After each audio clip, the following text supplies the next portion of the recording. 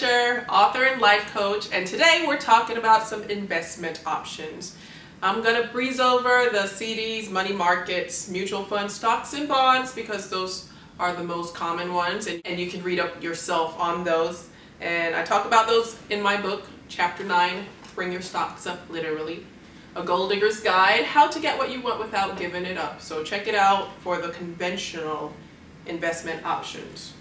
But today I'm going to talk about some unconventional options. Before I do, I want to show you guys this. It's what bonds used to look like. I don't think they issue paper bonds anymore. Now they issue bonds electronically. But I remember getting this in April of 2002. That's like 11 years ago. And I held on to it all this time. I'm so proud of myself. It was my first bond. I just got something just to figure out how this investment thing works. And at the time, it was a small investment, but you know, you have to start somewhere. It was 25 bucks, and I think I have to hold on to it for like 18 years or something like that before it doubles the money. So that's like, it'll be 50 bucks. So imagine if you had like $5, $10, or $20,000 and all you have to do is sit on it, and then it doubles when you least expect it, like when your kids are grown. That's, yeah, then you can give it to them for a present. That's like something nice. Alright, so the first investment option I'm talking about today is to clean your credit. These are all options that require a capital of $500 to $1,000, so not that much. So with $500 to $1,000, you can clean up your credit if it's not already good. And by cleaning your credit up, then you can apply for loans. Don't apply for loans just to apply for them. You have to have a specific purpose that you're applying for it. Maybe you want to open your own business or something like that, and then you have to know exactly how you're going to pay that loan off in what time frame. But to sum things up, if you clean your credit, you can apply for a loan. You can use that money from the loan to start a business that will generate more money. And that's an investment. You can invest in an education. By going to school, you can apply for scholarships, and you can use the money from those scholarships to fund whatever you want, your business, to pay off debt, to do whatever you want in most cases. Because a lot of times, the scholarship fund, they don't write the check out to the school. Some of them write it to you, so that's a great investment. For $1,000, you can buy a car at an auction. For less than $1,000, you can buy a car online. Don't believe me, check out Craigslist.com in your city. You can buy a car for $1,000 and you can sell it back for $1,500 in like less than a week. That's a $500 profit. You can invest in vending machines. For $1,000, you can probably get one machine. If you're looking into used machines, you can probably get 2 or 3. You can sell candy, chips, sodas. You can even sell toiletries like sanitary napkins, hand sanitizers, baby wipes, whatever. You just have to find an awesome location to put them in. Maybe gyms, maybe public bathrooms, whatever, beauty salons, whatever. Get creative. You stock up the vending machines, you put them in a high traffic area, and you go by there once a week or once a month and collect your money. That's a good investment. That's a great investment because you don't have to be there. You don't have to watch the money. It's automatic. And I'm all about residual income.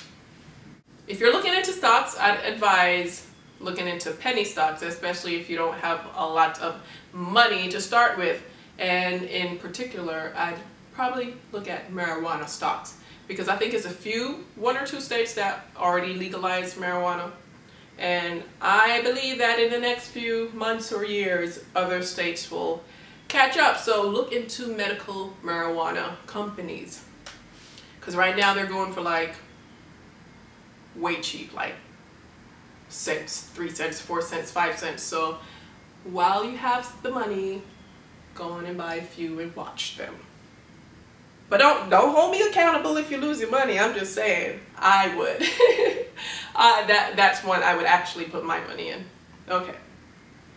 One thing or one trend that I see is growing now is people buying stuff from Goodwill, Salvation Army, and other thrift stores for like dirt cheap, $1, $2, and going back on eBay and selling the same items for like 20, 30, 40 bucks. Especially old items where people can't find them anywhere anymore. It's like they're great finds on eBay. You may have people shooting movies or photographers who want to create a different era that they're looking for older items, and really the only way they can find them is online. And if you're one of those people who have them, then you're one of those people who get that money. So that's an idea. You can sell all type of things. You can sell clothes, electronics, anything from the Goodwill store right back on eBay. I've seen people do it, and they do it for a living and make good money. You can buy gold and silver, either hold on to it for as long as you can because the price is still going up, or sell it for a profit as soon as you can.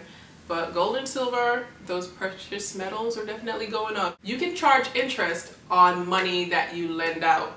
One, it'll deter people from borrowing money from you, and two, at least you can get a little more when they return it. And have them write a promissory note or hold collateral. It may be a piece of jewelry from them, it may be a phone, it may be a TV, whatever. Just hold something of value just in case they can't pay you back. It's not a total loss. All right, you can invest in a person. For instance, if you know a person who is good at something, but they don't have the capital to, expand their business, like maybe it's one of your girlfriends who is good at hair, she wants to open her own salon, but she just doesn't have the money to do it. Okay, $1,000 isn't gonna open a salon, but at least with $1,000 you can give it to her for her to buy the tools she needs, for her to buy hair and what other equipment she needs, and she can start doing hair. And you write up a little contract saying every time she makes money doing hair, maybe for a year, 2 or 3 years, whatever, then you get a percentage, maybe 20% off of that. So that's an awesome idea. You can join a network marketing company with very little capital. They have Mary Kay, Avon, Legal Shield, Organic Gold Coffee, Regenerate. Those are some of the companies I know off the top of my head. But basically, for a fee of like $500 to $1,000 you buy in, they give you product to sell, and every time you sell you get a commission, and every time you sign people up and they sell, you also get a portion from that. So if you're good at sales and you have time on your hands and you're a people person and you like to talk and go out and network and meet people, then that may be an awesome thing for you. You got to be dedicated though, because I've seen people who start one thing and they buy the product and then the product just sits there and rots. So you have to be dedicated, you have to be a salesperson, you have to be hands-on and full of energy. So that may be for you. Kickstarter.com, Kickstarter.com. You can set up a profile, put videos and pictures of the goal you're working on and how much you need to get to that goal, and people will donate. Your friends, your family, even strangers will donate if the story kind of inspires them. So try Kickstarter.com. Very, very, very important. Invest in insurance, like health insurance and life insurance. If you think you can't afford it now, you definitely won't be able to afford it after something happens if you don't have insurance. So shop around for health insurance, because your health should be #1. And especially if you have a family or other people who depend on you financially, you have to have life insurance. Even if you don't have people who depend on you, you would hate to leave that burden of your burial on somebody else. So the sooner you shop for life insurance, especially before you have any ailments or sicknesses, is the lower your premiums will be. So look into life insurance companies. It's a lot of them. You have Nationwide, you have Gerber, I believe Blue Cross Blue Shield offers life insurance, so and you're never too young for it. We're all gonna die. Nobody wants to hear that crap, but but it's true. So just get life insurance while you're young, and it will be so much more easier on your family. All right, and last but not least, read, people. Read a lot of books on investing. I know sometimes it sounds boring and it's just such a drag to read, but you have to You have to make it exciting. For instance, you can listen to audio CDs and it doesn't take up a lot of your time. You can download it on your iPod, listen to it when you're working out. You can pop the CD in your car, listen to it while you're commuting, and you'll get the information you need. Little books like Investing for Dummies or Investing for Idiots, I read those and they informed me about a lot of investment options, so get to reading. Alright, that's it for today. If you have more questions, if you need me to help you one-on-one, I do offer life coaching services for a fee. Email me for rates. I love Baje, B-A-J-E, @gmail.com. Don't forget to subscribe to my channel and subscribe to my blog, MissBaje.com.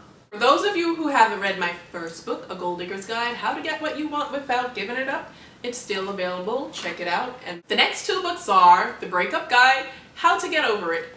Pretty self-explanatory. And we have Aphrodisiac. Aphrodisiac. It's a series of short erotic fictional stories, of course, for you and your mate's imagination.